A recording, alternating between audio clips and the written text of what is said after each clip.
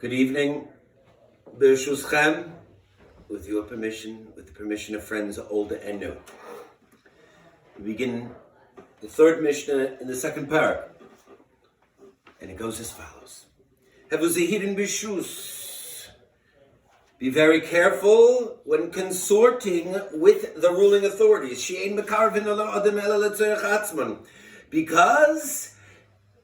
Because, my friends, they don't do anything unless it benefits themselves. Nirin ka'ohavin, they appear as if they're lovers and they're friends of yours. B'sha'as hanaosan, in the moment and in the time when it benefits them. And they do not stand by the side of another individual in the time of their peril. Let's look and analyze the words of this Mishnah of Rabbi Gamliel. Have Zehidin Bishus. Be careful with the ruling authorities. Rabbi Gamliel warns not to befriend the ruling authorities. Birashus.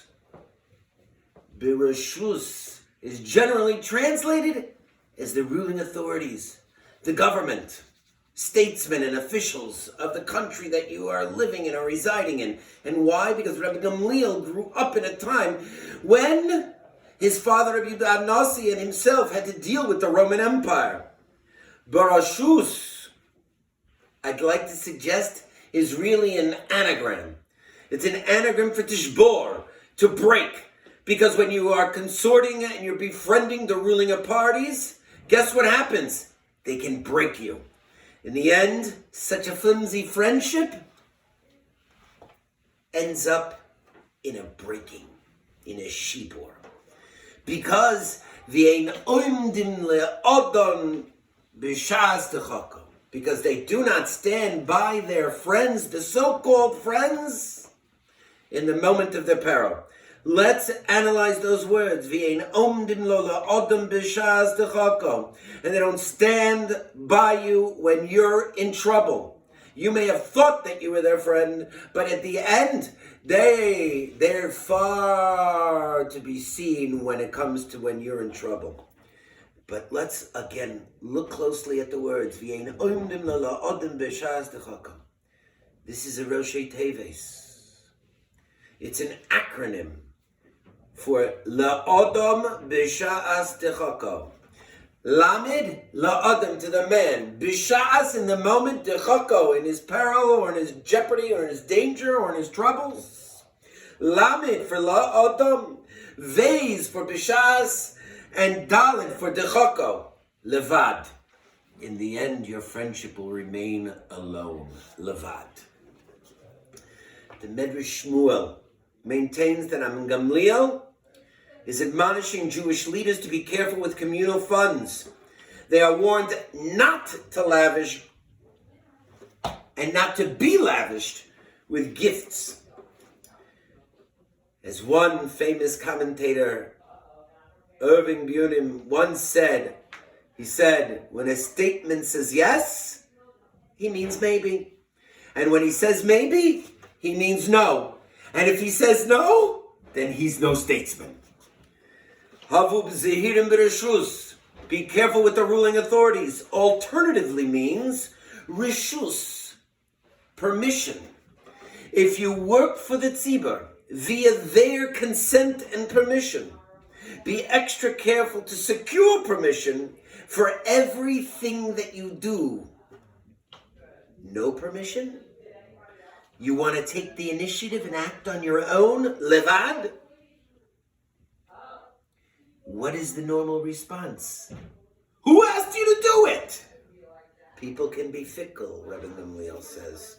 Be very, very careful. The Lev Avos contends, on the other hand, that Rabbi Gamliel is suggesting that each Jewish leader should be aware of the true concerns of his constituency. At times, a leader may become enamored with his own grandeur. My people truly love me. I heard one Rav once tell me, I'm a shepherd and they're my sheep. And I have to tend to my flock. Enamored with their own grandeur. They love me. They need me. Without my leadership, without me, things would just fall apart. I'm indispensable. I've learned the hard way in life, my friends, what it means to not be indispensable. There is no such thing as an indispensable individual. Leaders, Rabbi Gamliel warns, don't delude yourselves. Rabbi say, how do officials change their tune of friendship to the discord of betrayal? So I'd like to suggest the following. Note the language of Megillas Esther. When Haman was favored by the king, when he was his right-hand man, notice what the Megillah says.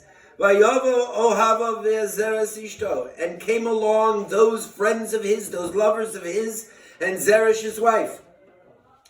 But lo and behold, when Haman's position changed and a status transformation occurred, and he no longer found favor in the eyes of the king, notice what the Megillah says. Vayomnu lo chachamov v'zeres ishto. And the king's advisors, they're no longer ohavav, his friends, his fickle friends. Now they're just wise men devising a plot. Lest we forget, Rabbi Isai, the most famous example of the ruling authority and consorting and befriending them and advising them and assisting them and helping them.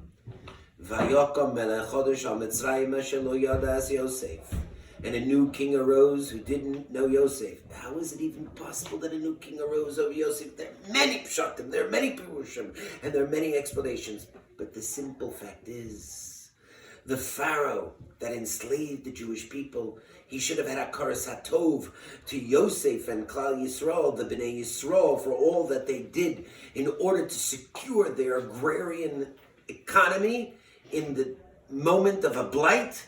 But no, they didn't. Hova nischak below. Let us come and devise a plan. Just the same word. Vayavo chachamim, the advisors of the king came via Zeres Ishto, Hova nischak. Let us devise a plan.